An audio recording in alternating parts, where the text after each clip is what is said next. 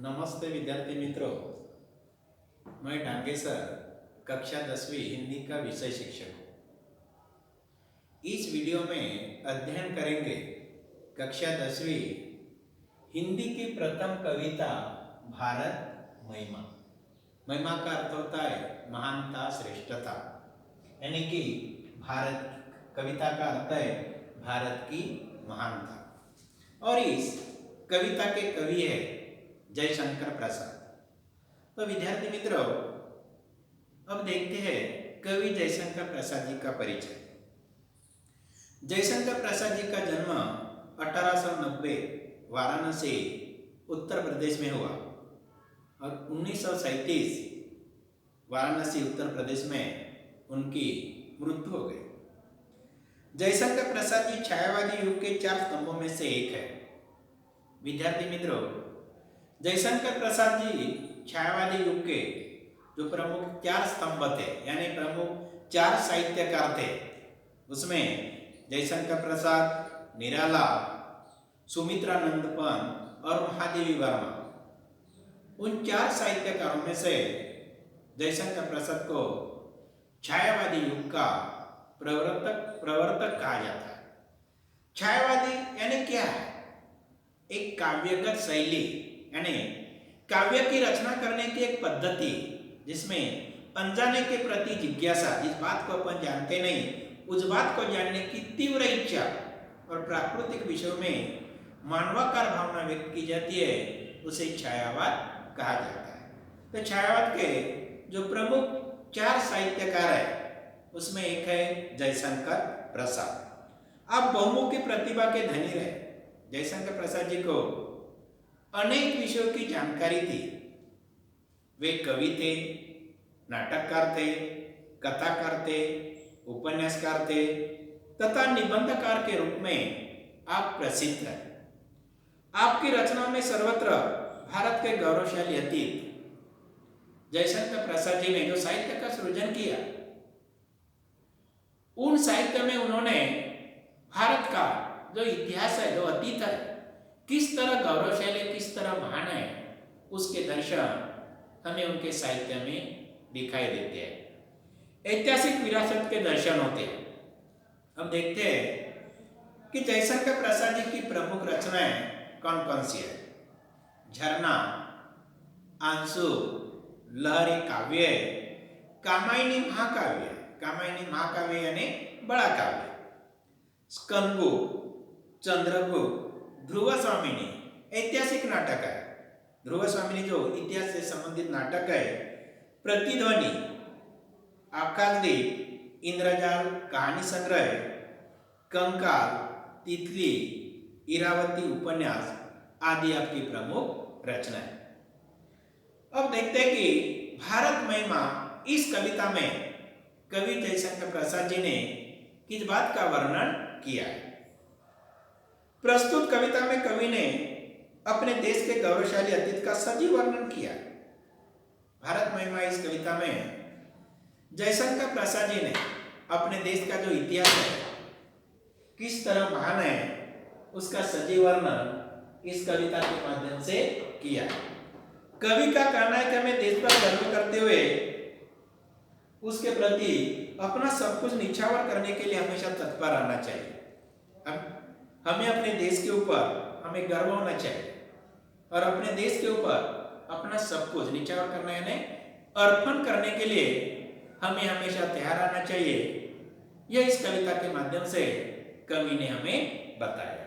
अब विद्यार्थी मित्रों, कविता का सरल अर्थ देखते हैं।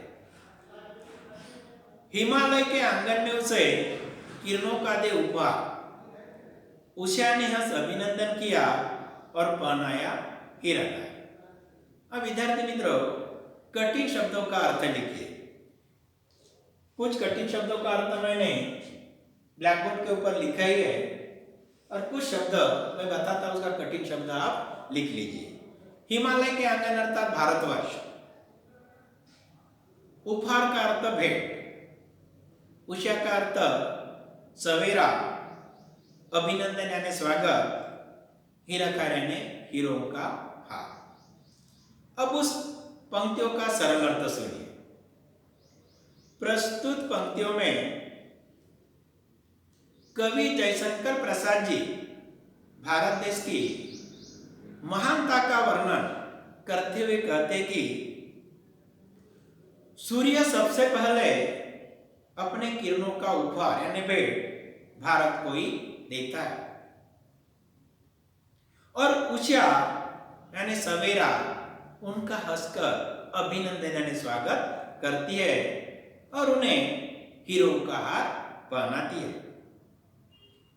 यह कवि कहते हैं कि सूर्य की जो किरणें हैं जब हिमालय के ऊपर जो बर्फ है बर्फ के ऊपर से गुजरती है तो हिमालय का बर्फ हीरे की तरह चमकता है, यानी हिमालय के बर्फ को कवि ने या हीरे के हार की उपमा दी है। ये हो गया विद्यार्थी मित्रों दो पंक्तियों का सरल अर्थ। अब अगले दो पंक्तियों का सरल अर्थ सुनिए।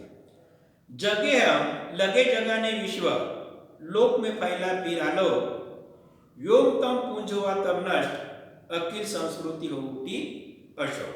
अब उन पंक्तियों का सरल अर्थ सुनिए। विश्व का अर्थ संसार, लोक का अर्थ भी संसार ही है, आलोक का अर्थ प्रकाश, व्योम यानी आकाश, तम यानी अंधेरा, पुंज यानी समूह, संस्कृति यानी संसार, अशोक का अर्थ शोक रहित दुख रहित। अब उन पंक्तियों का सरल अर्थ सुनिए। प्रस्तुत पंक्तियों में कवि कहते हैं कि सबसे पहले ज्ञान का उदय भारत में हो गया और यह ज्ञान संपूर्ण विश्व में संसार में फैल गया और आकाश तक जो अज्ञान का अंधेरा था वह अंधेरा नष्ट हो गया और संपूर्ण सृष्टि शोकरहित दुखरहित व प्रकाशित हो गए। अब अगली पंक्तियों का सरल अर्थ सुनिए। विमल वाणी ने वीणा ली कमल कोमल कर में सप्रीत सप्त स्वर शब्द सिंधु में उठे छीड़ा तब मधुर शाम संगीत।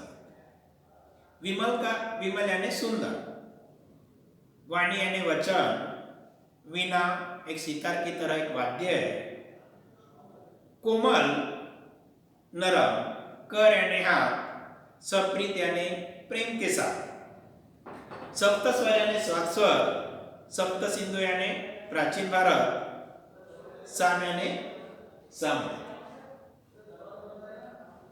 प्रस्तुत पंक्तियों में कवि कहते हैं कि विद्या की देवी माता सरस्वती की कृपा सबसे पहले भारत देश में हो गई और उन्होंने अपने हाथ में बड़े ही प्रेम से वीणा को धारण किया और उस वीणा से सप्त सिंधु यानी प्राचीन भारत में सात स्वर बूंदे और सामवेद संगीत का निर्माण हो गया। विद्यार्थी मित्रों वेद, ऋग्वेद, यजुर्वेद, सामवेद और अथर्ववेद, लेकिन सामवेद को भारतीय संगीत का जनक कहा जाता है। धन्यवाद विद्यार्थी मित्रों, अगले वीडियो में शेष कविता का अध्ययन करेंगे।